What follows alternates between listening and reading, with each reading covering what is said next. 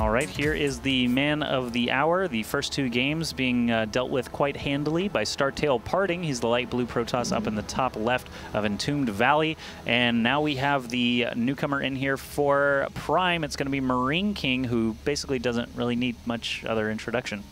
No, yeah. he's pretty good, this guy, you know? Yeah. You know, but he has problems with inconsistency, and I think he's, you know, kind of in one of those moments right now. He went from being on top of his game, Foxer, who's this guy? He was named Boxer, but now he's Foxer, and he's actually really good at controlling Marine splits and stuff like that. Oh, we'll call him MarineKing. And he dominated for a long time. Then he kind of fell off the face of the planet. Then he came back and he dominated again earlier this year from about, February through June or so. But in the past couple of months, he's once again kind of been on a bit of a downslope. That's right, and he actually has a lot of major tournament second place finishes, which is, you know, kind of a little bit of a curse that he's going through. He did win one major event. I believe it was one of the MLG arenas where he finally cracked that streak. He actually won another tournament in, I want to say, China. He did win our PPSL. Yes, he did. Way long ago. Which actually had a lot of really good players in it, by the way. Yeah, it did. It did, definitely. MC was another one who played MC, there. Violet, Moon. Yeah. MC, Violet, Moon, and Sen. Sen got really far. I think Sen got third in that tournament. But either way. Of course. Sen always gets third. And that brings us to yet another curse, Sen's third place finishes. But either way, MKP has a couple of tournament victories under his belt now and has obviously established himself as one of the best Terran players in the world. But PartinG, you know, after the WCS Korea finish, I have to say he's cemented himself in a pretty good spot. He's in Code S, has been battling, you know, in the GSL for a while now. So this should be a pretty epic matchup. The way it's shaping up already seems to be pretty standard stuff. It looks like MKP is going to wait for that first command center. You know, he does have... maybe not. Yeah, I mean, it looks like he's going to go for a second barracks, but kind of an unconventional time. We'll see if he goes right into an add-on here in a second. Is it a reactor? It is. So this is, whoa, MKP going after... Marines? Well, no, like a year and a half old. Like, it used to be that about a year and a half ago, you saw this every single game in TVP. Where you would have a reactor first, 2 racks into a tech lab afterwards, and pressure with units, and then expand afterwards. But then Protoss players found ways to shut that down hard. But I guess it's been so long since we've seen this that maybe it'll just work this time. Yep, builds are cyclical. The metagame is cyclical as far as what builds are popular and things like that. So, you know, Terran does this for a while, Protoss answers it. Terran does this other thing for a while, Protoss answers it. I mean, vice versa as well. Protoss obviously is doing different things than they did a year and a half ago. But if he's been practicing this, trying to catch Protoss players off guard, and it's been working out, I don't see a reason why he shouldn't. And that is that tech lab that you mentioned. And are we expecting a third barracks here, or going straight into factory after this? No, I mean usually you just go into a command center afterwards after you've significantly put on a significant amount of pressure. But Protoss players just had found ways with 1-gate expands to have it a couple of sentries, and like I said, shut this down pretty hard.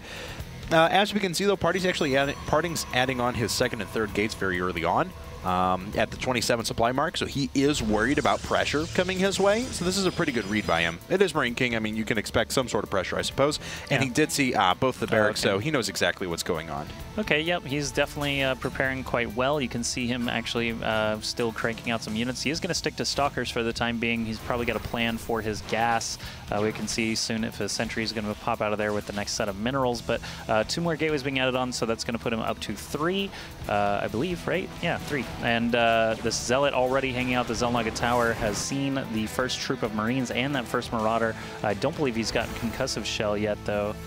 No, he's actually getting combat shields. Okay, so combat shields first. That's going to obviously give his Marines a little bit more life to work with. A longer lifespan is always a nice thing, and the command center is going to be dropped as you expected. So 4 Stalkers, waiting around 5 Stalkers now, no sentries to speak of. So we'll have to see if the Stalker control from PartinG is going to be enough to handle this rather large force of Marines and a couple of Marauders. Okay, well, here he comes, making his way right up the front. The Zealot goes down pretty quickly. He's trying to target down the Marauder that was at the back, but pretty good control from both both players to actually keep those hurt units cycling back, and PartinG keeping so many Stalkers alive at the moment, and MarineKing just trying to kind of suicide himself and pick off a couple additional units, but PartinG does not lose a single Stalker. Unbelievable control. That was too good, man. Getting the Marauder as quick as he did, I knew it was obviously going to be on PartinG's side already, but just bouncing back those Stalkers as they got super low. I mean, he didn't waste any. He actually let the Stalkers fire as long as they could before actually pulling them back. You can see 2 of them in the very low red, so that is going to be dangerous if he does a counterattack, but being able to hold like that and not lose any units is going to set MKP back quite a way. PartinG making his way up the front now. MKP's trying to put down a bunker, but of course, here's the danger of it. Your command center so late, and this is going to be stopped for a very, very long period of time. It's already been about 20 seconds, and so this this command center might as well have come down after a 3rd barracks. It's so late. I mean, that's kind of the effect it has. You'll notice as he's walking away there, he is focusing SCVs. I believe he got 3 SCV kills just scuttling away there. So that's already 5 workers killed in this early stage of the game. It's pretty significant, especially when MKP doesn't have a second orbital finished yet to drop those mules. Robotics facility is actually done now from PartinG, so he's going to be shooting out that observer soon and adding on a forge now to complement his gateway army. Yeah, I mean, with the single upgrade as well, he'll still be able to hit with Colossi, like 6-gig Colossus push pretty early on, but with +1 or +2 armor, that's what I would imagine he would go for at least, especially because the bio upgrades are already in place. MarineKing, though, has a little bit of work ahead of him. Even though, you know, it doesn't look too dire for him, you could see the upgrade, or I'm sorry, the worker disadvantage for him. He's down by 15, now 16 workers at the moment. That is quite a lot, and with the Stargate coming up now, MKP might be trying to make up some ground perhaps with a Banshee, but it could just be going into that medevac support for his bio. Concussive shells has started now, and the observer making its way across the map is going to be able to spot whatever MKP does decide to do. Robotics Bay is just about to finish, so PartinG not wasting time with the charge lots and Archons. This time around, he's going to go straight for the big laser giraffes instead.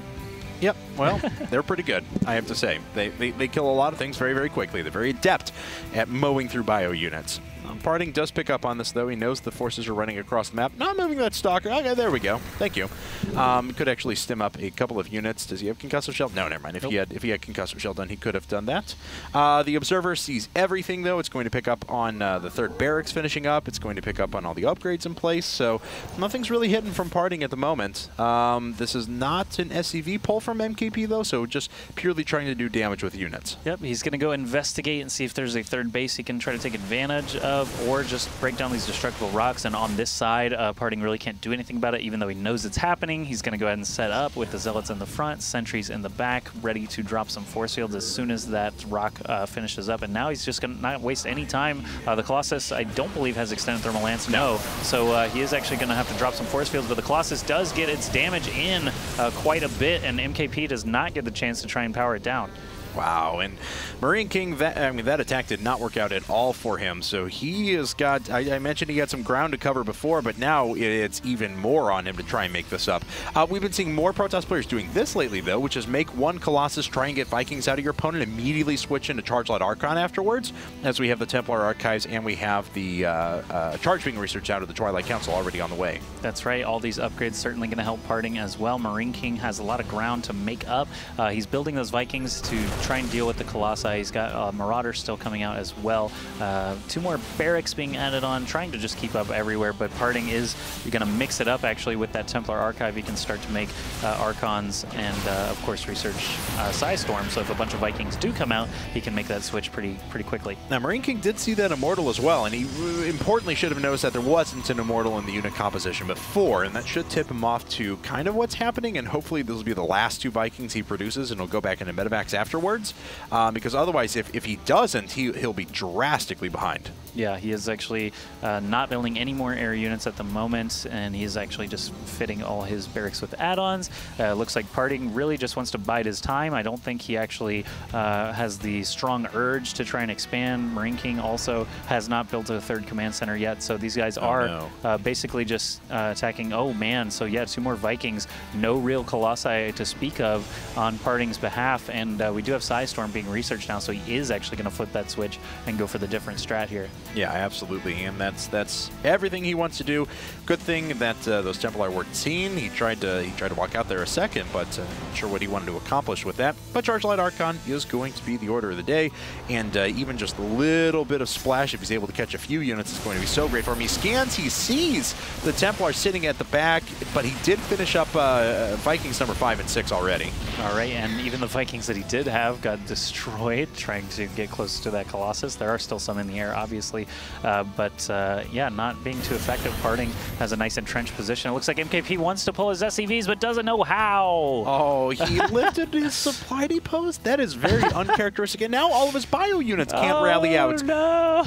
Okay, now he gets it. All right, there we go. That's going to be so delayed, though. If Parting moves out, yeah, Parting already dropping a nice feedback on that medevac. If Parting moves out right now, just on a whim, could actually do a ton of damage, and there he does, because he's got observers. He knows when that next reinforcement is coming. He knows that MKP is a little bit divided, so he's actually going to try and take some free units while he can.